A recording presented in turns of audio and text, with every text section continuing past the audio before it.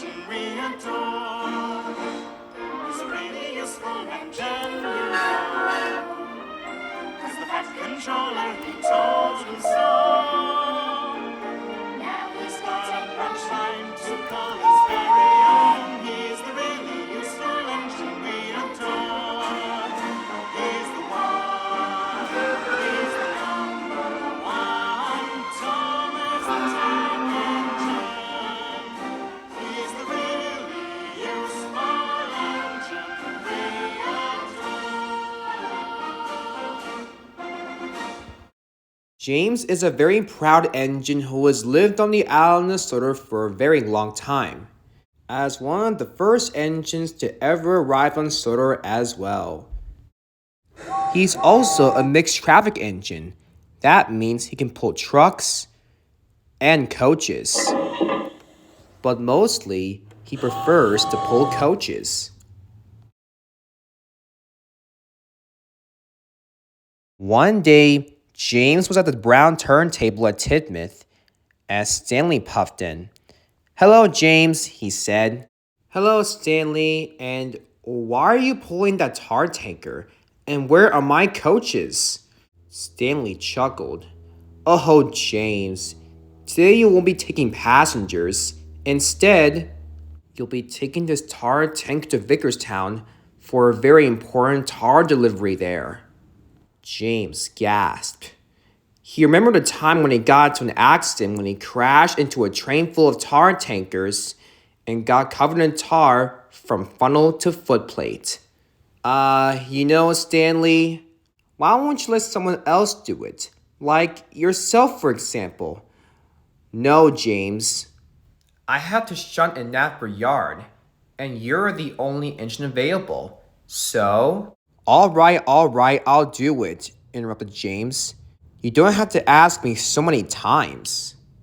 So James departed the turntable with his tar tanker and entered Napa Yard where Percy and Toby were filling up at the water tower.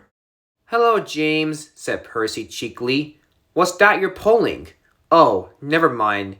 Isn't that a tar tanker?" Percy began laughing. So did Toby. "James," he giggled, "where are you taking that tar tanker?"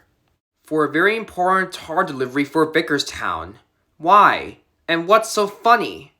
"Don't get yourself covered in tar all those years ago," chuckled Percy. "Remember your accident all those years ago?" James felt very cross about this, but mostly embarrassed as he puffed out of the yard on his way towards Vickerstown. James went around bends and up and over hills through the beautiful countryside. As he reached Maithwaite Station and stopped at a level crossing for Bertie. Just then, Thomas arrived. "Hello, James," he whistled. "Where are you off to?" "To Vickerstown for a tar delivery," replied James. Thomas giggled. "Tar? James, hopefully you won't get covered in tar like all those years ago." "How do you know?" "Percy and Toby told me about it after they helped you out," replied Thomas. "And they told me you look silly covered in tar."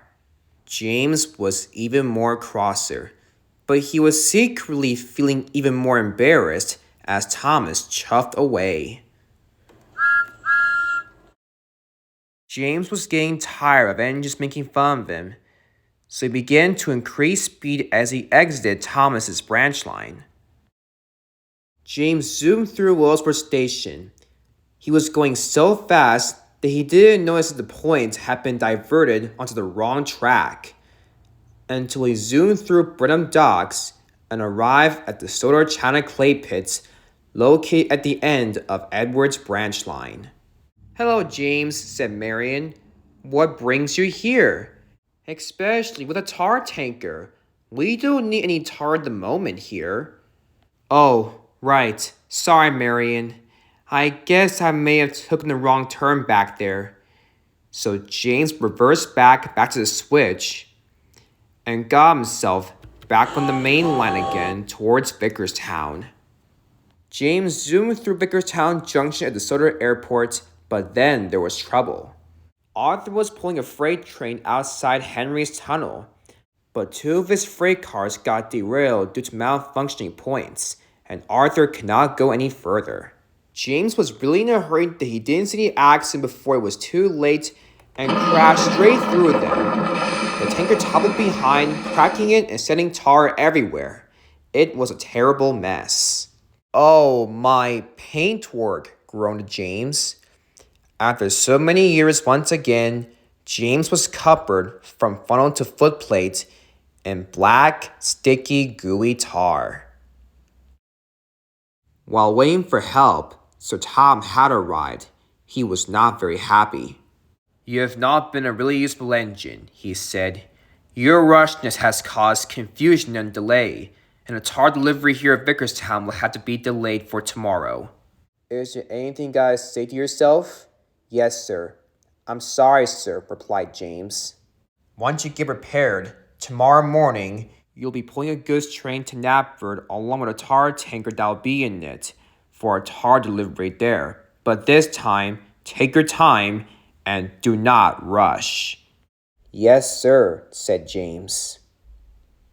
The next day, James was pulling a goods train to Knapford with a tar tanker added to the back.